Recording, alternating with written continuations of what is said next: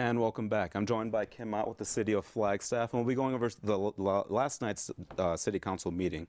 What were some of the important issues that were discussed last night? Well, the first one, the big one, and we had well over 100 people actually pack the council chambers last night, and that dealt with the issue of asking the Board of Regents to recognize the Arizona's DACA youth as in-state residents, giving them the educational benefits of tuition, scholarships, things like that. And so there was a lot of public testimony at last night's meeting. Ultimately, council voted 4-3 in support of that resolution, sending it to the Board of Regents. The plus side saying, you know, the youth should have an opportunity to pursue their education and contribute to the state of Arizona. The other side was saying not so much against the resolution, but the concern was, is this the appropriate step? Do the Board of Regents have the strength or the ability to make that kind of a designation? So those were the two sides, but ultimately this will move forward and it will be presented to the Board of Regents.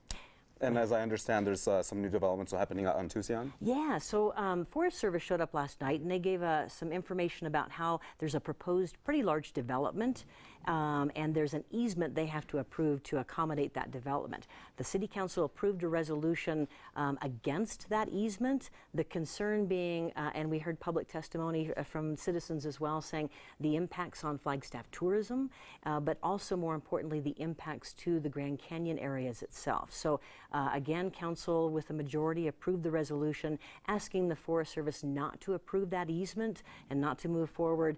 There's still a lot of process for that Forest Service action, but this puts that in front of at least the city's views on that before the Forest Service. And what would be some of the next steps in that process? Next steps, the Forest Service said it's actually a rather lengthy process. A lot of looking at those impacts that the community was talking about and seeing if there are other alternatives. So we're looking at months and months of this process, so the City Council could in fact weigh in again later in the process. And what else was discussed?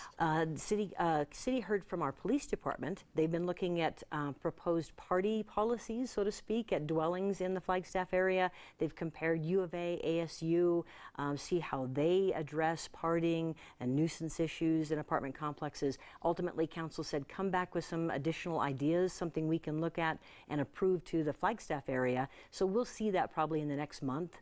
But it was just kind of putting options out on the table. Okay. Well, thank you so much, Kim Ott, for tuning in or joining us. You bet. Thanks.